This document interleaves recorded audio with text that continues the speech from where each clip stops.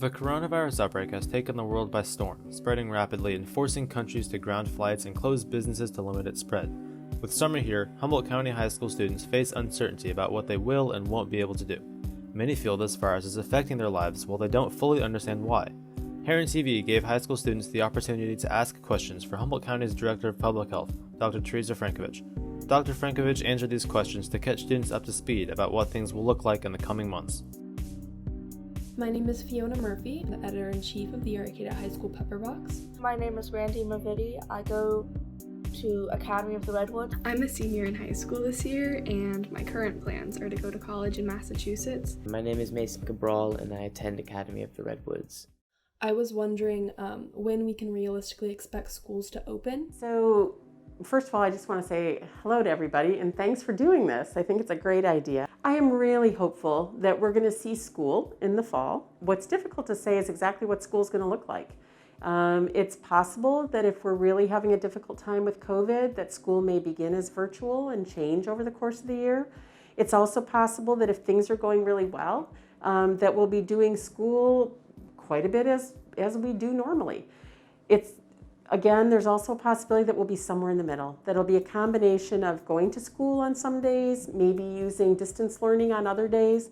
I was also wondering what our social interactions will look like in 6 months, 12 months, and 18 months.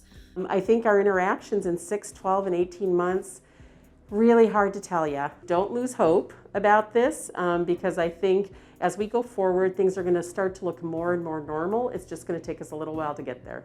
We really, to be able to change a lot of what we're doing, we need a really good treatment for this infection that will basically keep people from getting really seriously ill with it. And we need a vaccine. For a lot of kids, the stay-at-home restrictions mean that they won't get to experience some of the major events that happen at the end of their high school careers. With that in mind, what are some ways that kids can kind of cope with losing those experiences? I guess the first thing I'd want to say is I'm sorry. Ideally we'd want everyone to have all those experiences, and I regret that we just can't right now. In terms of these events, I know some schools are looking at options from sort of a drive-in type of ceremony to ceremonies that are deferred a little bit into the summer. We have, sort of the internet, and we have some capacity to be with each other in some other fashion. I think it's important not to just be texting people. I think you need to be reaching out in FaceTime or other venues where you can actually see your friends. I was wondering what you think the fall semester will look like, not only for colleges, but for the rest of the schools in Humboldt as well. Oh, I think colleges are a really good question because I think they're really varying. There are, university systems that have plans already to be virtual completely. We have other university and college systems that are looking at doing a combination, and some that are planning on operating, basically with a lot of measures in place, but operating their full sort of campus setting. So I don't know for your particular university, but my guess is that if your university is offering on-site learning, that it's just going to look a bit differently than it would have in terms of class sizes, perhaps, distancing on campuses, perhaps, masking, depending on where you are, and all those other measures. The hand washing, the sanitizing, the cleaning things, all of those things are going to be important no matter where you go. When is a good time to be able to hang out with our friends again? I'm hoping very soon. I would be very surprised if we're not allowing some, at least small group gatherings over this summer and, over these next, few months. What is Humboldt County doing to help students with their mental health? And what would you suggest to help students with the stress of finals and not being able to interact with people? One great resource we have in our area is being able to be outside. And I think as the weather now is just getting increasingly beautiful, it's that opportunity to get out and be active and to, I think just get all of those positive effects on mental health of being able to do those things. I think if you're struggling, you need to talk to your family.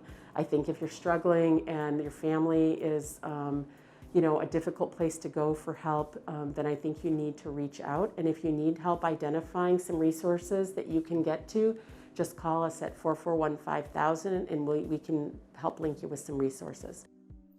For students that are interested in volunteering and helping, what can they do? And we're asking people not to be doing a lot of traveling about. So what I'd suggest is look at your family members and what you can do. I think just reaching out to people who are alone all the time at home is a really good way to help. I also think that look at your neighborhood. And if they're, people who are perhaps have illnesses or they're elderly and they're not able to be out and about, are there ways that you can help them? Are there ways that you can, mow a lawn or take care of someone's garden or do something that might help them out? For those of you who are seniors, I want to say congratulations. I hope, you have a lovely graduation celebration with your family, with your friends online. And I hope that when we're able to come out and bring groups together, you get together with your best friends and have a celebration at that time as well.